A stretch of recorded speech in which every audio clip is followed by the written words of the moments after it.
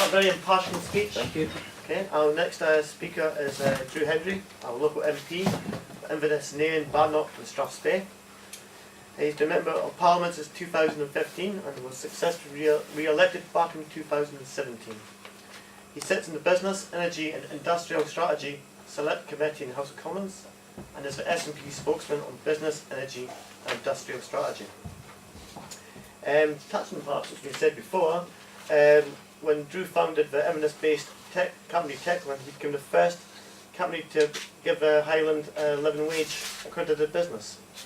Then as SNP Council Group Leader and Leader of the Highland Council, Drew delivered a policy to introduce the living wage to all council employees. Drew has been a long, strong advocate for workers' rights, and during his time in Parliament he has campaigned for the real living wage and an end to unpaid trials and zero-hour contracts. Drew is also a member of the all-party parliamentary group for the post offices, which is very topical. Okay, Drew? Thank you. Thank you very much. It's always a delight to follow Colin. So thank you for that, Robbie. And thank you for inviting me tonight. Can also wish you a happy St Andrew's night, I suppose, now. Colin said it's fascinating times, and he was talking about the fact that 12 minutes is not enough time to cover any of this. Well, I had to leave out a booklet the size of the 2014 Independence White Paper tonight just to cover some of the topics, and hopefully we'll catch anything that's missed in the questions at the end. I think what's come from both Carl and from Colin tonight is this is a bit of an understatement that the EU is not perfect, and that's absolutely true, and I would not disagree with that.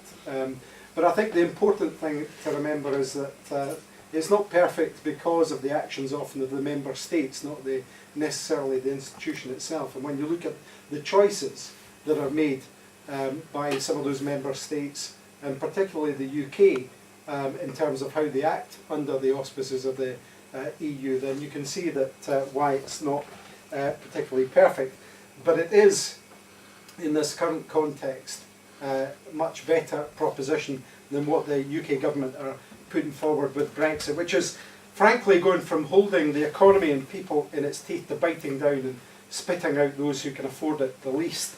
And as Anne said earlier, it's also unleashed a really nasty dark force in terms of the way people interact with those who have come here to live and work, and that's a particular worry for us who've always been a place of immigration, a place that needs immigration, because our problem has always been one of folk leaving here.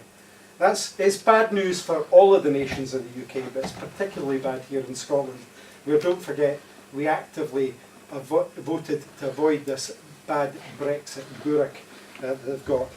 And it isn't only that we're a nation of people who voted against Brexit.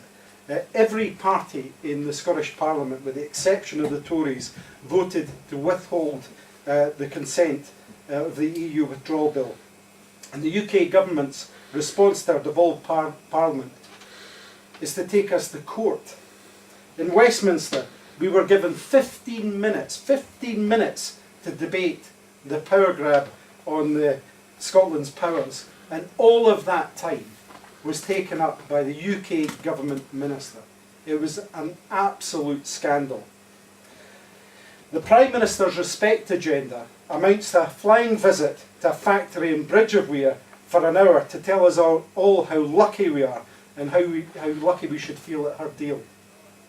In the words of a Channel 4 journalist, Theresa May's been to Scotland to sell her deal to the people. She spent 2 hours at a factory, we had no access, but in pooled footage we could find no dialogue between the Prime Minister and workers on Brexit. We know why that is, because this has been pointed out by others.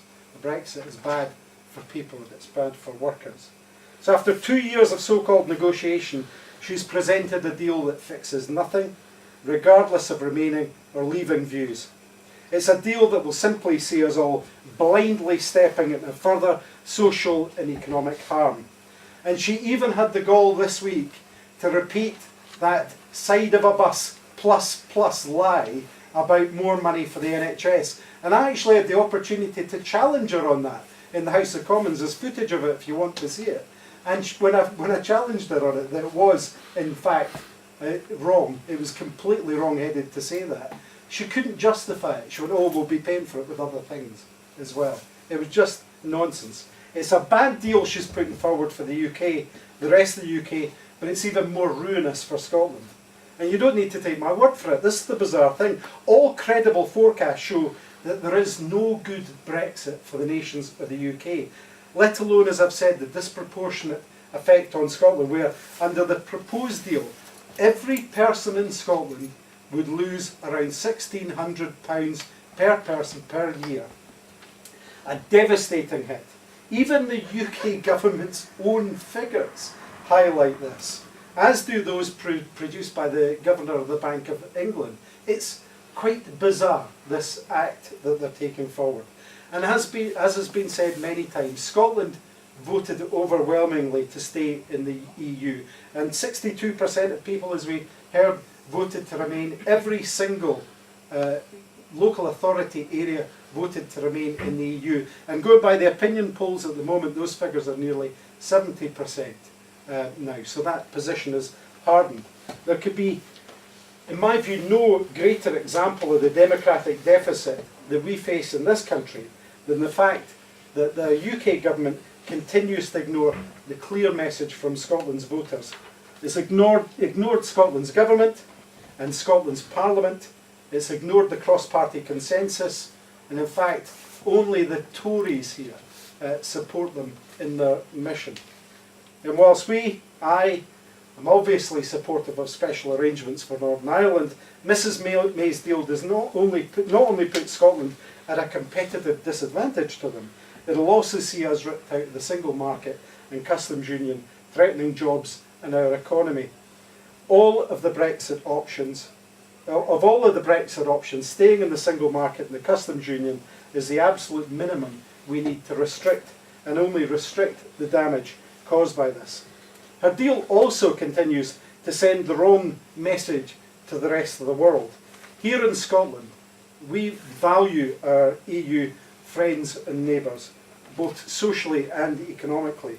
They strengthen our communities, and the UK government's treatment of these people and UK citizens living and working in Europe is an utter disgrace. It's entirely false for the Prime Minister to assert that her deal and no deal are a binary choice. It's not that. It's not the case. She let the Downing Street cat out of the bag, actually, about a week or so ago, when she said it was a choice between her deal or no Brexit. So even by her own word, she's admitted there's more than the choices she's putting forward. There are other options. If she would just stop putting her internal parties wrangling before the interests of people across all the nations of the UK. But of course, we know that the Tories are absolutely incapable of doing anything that suits the people over their own self-interest. Now, I support calls for a people's vote, and it will come as no surprise that I believe the actions of the UK government have added to the material change that already justifies the mandate for triggering a second independence referendum. One thing is clear in this entire sorry mess: the decision needs to be put back into the hands of the people. It needs to be put back into the hands of the people of Scotland. We cannot trust Westminster to deliver a deal for Scotland, and we certainly cannot trust them with workers' rights. The EU has been instrumental in securing that member states have to provide a certain amount of rights and protections to those in work. Those protections relate to important matters like protection against discrimination, the equal opportunities for women and men, and the provisions of health and safety at work. Now, we in the SNP, I believe, the best way to protect our economy, to protect jobs and living standards, is to remain, as I've said, in the single market and the customs union, so that the UK will keep following the important standards that have been set by the EU. And I believe that that's a possibility. The single market and the customs union is a possibility that holds a majority amongst the individual members of Parliament at Westminster. Week in, week out, we stand across from them in the chamber, the Tories, as they continue their ideological attack on those with the least their heartless approach to the funding and implementation of universal credit, with its misery, heartache and ideological ugliness, is just one of the many reasons why they cannot be trusted and should never be trusted again. If you look at their regressive Trade Union Act, it was designed to strike at the heart of the trade union's ability to organise and completely overhauls previous trade union rights. In the SNP, we believe that trade unions are key social partners, playing an important role in sustaining effective democracy in society, particularly in the workplace, and the existence of good employment practices is a key contributor to competitiveness and social justice. And the SNP have long called for a fairer treatment of workers, and there's an ongoing scandal at the moment in Westminster, and young people in particular are being shortchanged by this Tory government, as are those who are being infringed by the gig economy and unpaid work trials. A fair day's work must result in a fair day's pay. In Westminster, we've asked the government to stop discriminating against young people and ensure that all workers get a real living wage. At the moment it's around £9 in Scotland, £10.20 in London, and not the pretendy living wage that they've concocted in order to make it sound like they're doing something. That's just a complete and utter lie that they've put forward. My colleague Stuart MacDonald's unpaid trial work periods prohibition bill would make it clear that if a trial period is offered, the employer must pay up for that period whether or not an offer of employment is made. Similarly, my colleague Chris Stevens' Workers' Definition and Rights Bill would define the status of workers in law in light of recent Supreme Court judgments and to provide greater protection, eliminating zero-hours contracts and providing greater protection for those in precarious work, such as the hospitality sector. Now, if you contrast Westminster's failure with the success of the Scottish Government's Real Living Wage Accreditation Scheme, which means that now over 1,000 employers pay the real living wage, and as a result, in Scotland, nearly 82% of workers are earning it. That's the highest level of all of the nations in the UK. Just imagine what we could do with the power to do more here. These measures aren't just about doing the right and the fair thing. They aid the economy. I absolutely believe that when you treat workers right, when you give them that sense of respect and contributing to their work environment, that benefits those businesses. Those businesses become stronger, they're able to compete better, they're able to do more, and they're far more productive and I've seen that in action for myself. I've seen that work. So we should be able to do that more. And if you can do that, if you can increase productivity in the economy, if you can boost revenue through doing that, you increase the tax spend and there's more to spend on public services as well.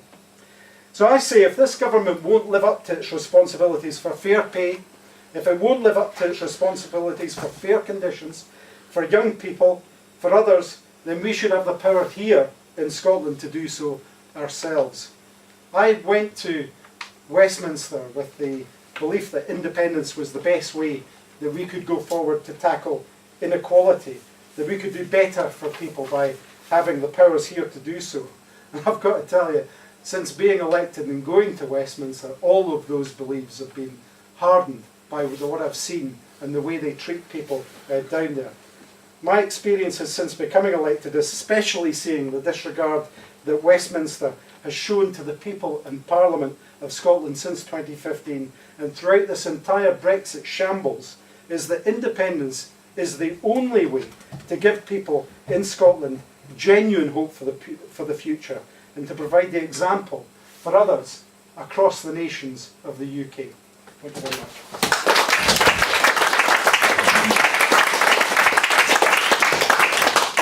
Thank you very much.